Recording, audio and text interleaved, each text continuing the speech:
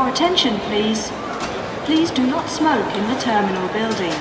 Smoking is only permitted in the specified smoking areas. Thank you. Preview.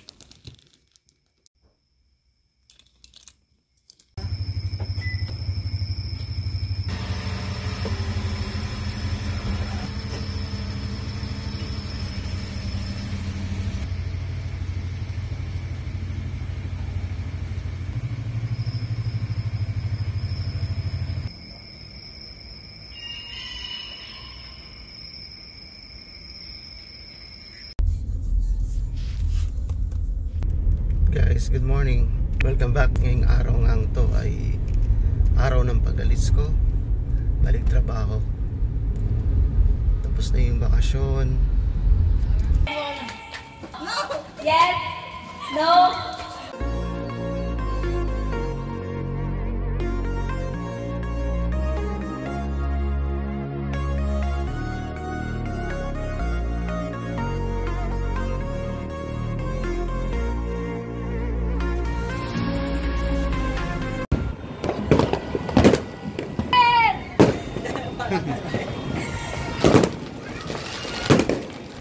Thankful naman ako at okay naman ng family.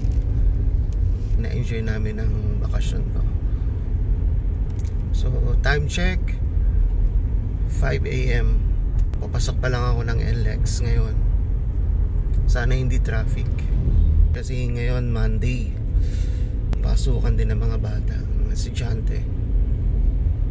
Yung dalawa kong utol maghahatid sa akin sa airport mula Cavite. Alis sila ng mga 4 AM. Iwas traffic din. Ang flight ko ay mula Manila. Magko-connecting flight ako sa Bahrain, and then from Bahrain to Saudi, Dammam. Samahan nyo ako sa biyahe ko at sa pagbabalik ko din sa work ko.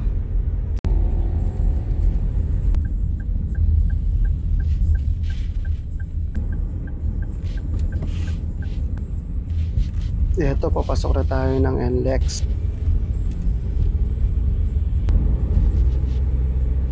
Luwag naman ng daloy ng mga sasakyan dito sa NLEX. Papunta na tayo ng Skyway.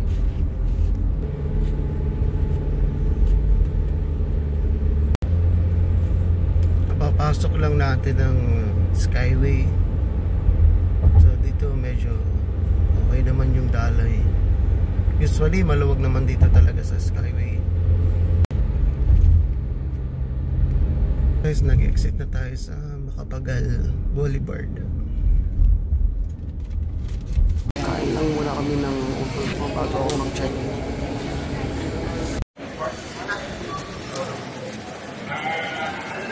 Okay, ingat.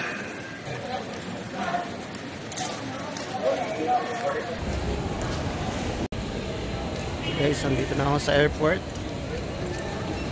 Mga 11 AM naman yung flight ko. So, maghihintay lang ako dito sa tabi.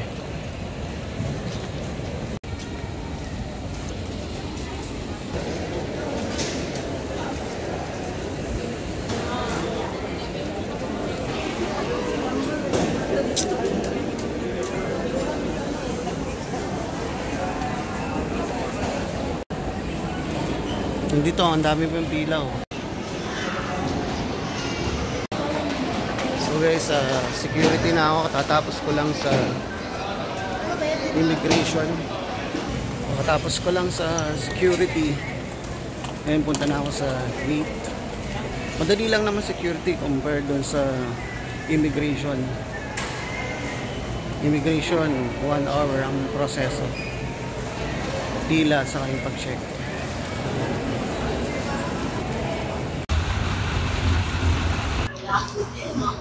Nga pala guys, konting history lang sa pag-abroad ko. So, nag-abroad ako, start trabaho sa ibang bansa mga 2013. Almost 11 years na rin ako nag-abroad. Super malungkot, masaya. Maraming challenges. Pero nakakaya naman. Ganoon naman tayo mga Pinoy. Gusto tayo ng mga ibang lahi sa trabaho natin. Kasi tayo mga Pinoy, madiskarte, matiisin. So yun, masaya, challenging. Ito na yung sasakyan namin papunta ng Bahrain. 12 year. Total 9 hours pala yung flight namin mula Manila hanggang Bahrain.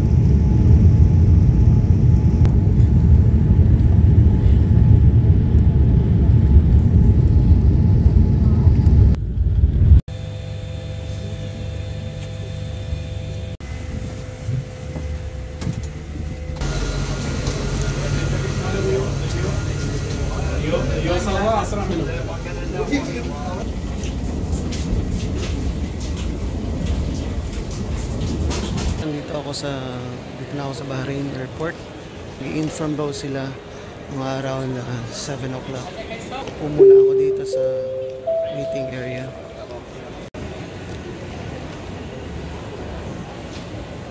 Sasakay na naman ng plano. Papunta naman ng 7:55 yung departure time.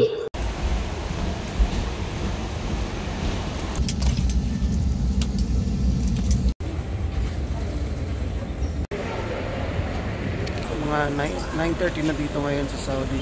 Hintay ko lang yung driver na pipick up mo dito sa airport papunta ng accommodation namin. Nandito na ako sa accommodation namin. Dito sa may dahanan. Mula Bahrain Airport papunta ng Saudi. Naghintay ako ng 4 hours. So, talagang antok na ako. Pagod sa biyahe kasi almost 15 hours ang biyahe mula Pinas hanggang dito sa Saudi. Kasama na yung paghihintay sa Bahrain Airport. Matagal, nakakaantok at nakakapagod.